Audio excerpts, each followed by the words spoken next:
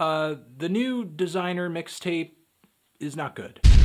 At this point, you may have already heard of New York rapper Desiigner. He's been having a huge 2016. He was recently named as a 2016 XXL freshman. His hit song Panda has gone up to #1 on the charts. He is now a Good Music signee, Kanye West's imprint off of the Def Jam label, and his song Panda was also included on Kanye West's latest record, The Life of Pablo, where it was kind of renamed and remixed a little bit into the song Father Stretch My Hands Part 2. So now, with the whole industry watching, waiting for this dude to come out with his commercial full-length debut, he drops this thing. And it is not good. And the sad thing is that it didn't need to be like this. He's under Kanye West's wing. He doesn't need to rush things. He could have taken his time, written some songs, developed a sound, gotten some decent features, and groomed out a full-length project, even if it was just a mixtape. But instead, we got this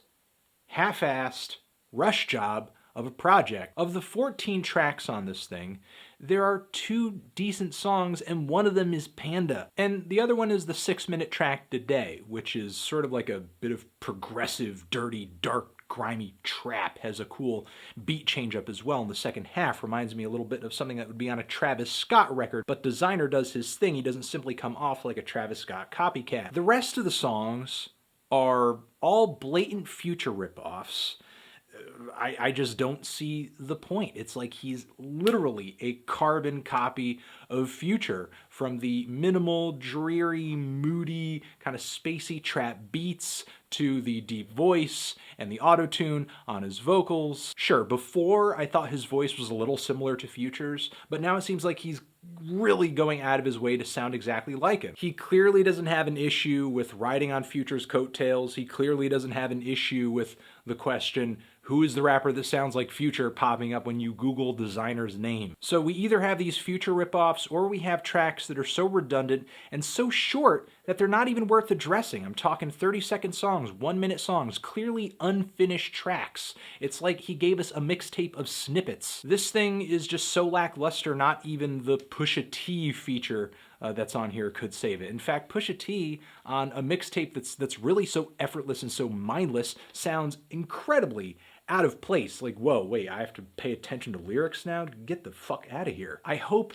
his commercial release is not as cobbled together. And doubly, I hope that this is not like a trend that becomes the mixtape of the future. All of these like snippet tracks, chunks of tracks, let's just release that. Does Desiigner and company think so little of his audience that they can just release anything and they think everybody's just gonna eat it up? I can give it to Desiigner that he's a little more grim, he's a little more dark, his beats are a little more moody, maybe because they have that Travis Scott sort of monstrous grand presentation to them. And there are some spots here where his voice does get pretty growly and aggressive, but without some decent hooks and songs and structure to back any of that up, this tape is almost pointless. Almost nothing good on this tape. A few interesting things here and there, but the potential that I thought Desiigner might have, it's not presenting itself here. And that's it.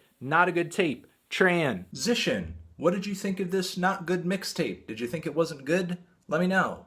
Anthony Fantano, Desiigner, New English, forever.